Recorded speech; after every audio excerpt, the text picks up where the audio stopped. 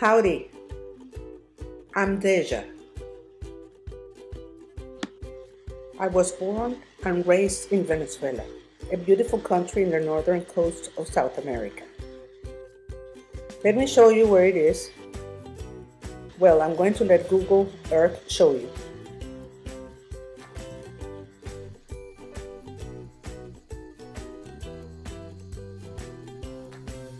Venezuela borders the Caribbean Sea to the north with the Dutch islands of Aruba, Bonaire, and Curacao,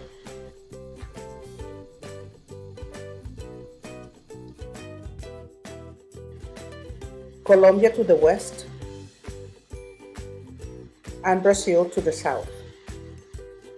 Venezuela has the world's largest known oil reserves in the world and has been one of the world's leading exporters of oil until in 1999, a left-wing socialist government took over and generated the worst social and economic crisis in its history. And because of the following, please listen. Once there was a South American country with a promising future. It had a functioning democracy, a rapidly developing economy, and a growing middle class. All the important indicators, including education, healthcare, and foreign investment, were pointed in the right direction. It was far from perfect, but the mood was hopeful, and with good reason. But now all that promise is gone. The country is a failed state, a hollowed-out shell of its former self. Freedom of the press is almost non-existent. Democracy has been replaced by a virtual dictatorship. The country is, I'm sorry to say, my beloved Venezuela, a place in which my family has deep roots.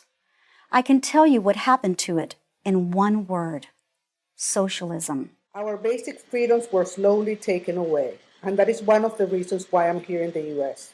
Because for me, there is nothing more precious and important than freedom. Despite all the problems, Venezuela is a blessed land with riches and natural resources, and it has a little bit of everything, considering it is only slightly larger than Texas. Here are some stunning views of my home country and of my city, Caracas.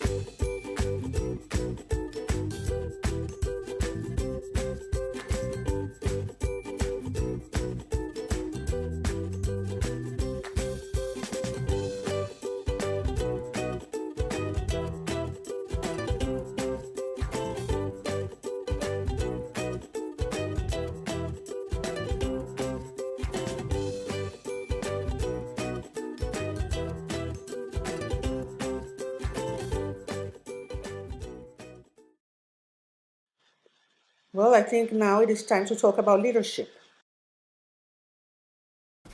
a moment that helped define my leadership style. Well, once upon a time, I was promoted to director of sales for a global company. Then I realized I had become my peer's boss, or should I say leader? I was excited about it, for I have always liked a challenge and the adrenaline rush it generates. Again, I was very thrilled and started thinking of ways I could make my team more productive and engaged. I immediately sat down to think about strategies. After all, it was my first time managing a remote workforce.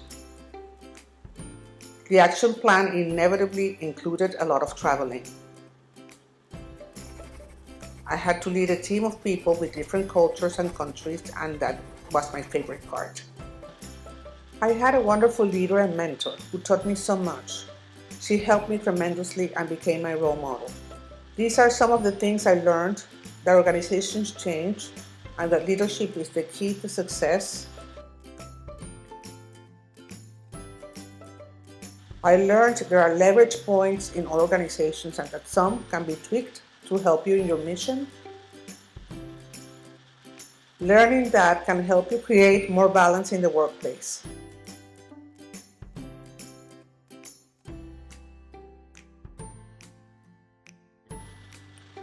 Continuous evaluation was important to redefine boundaries, to be more inclusive of diverse perspectives and of the interrelationships among areas and people.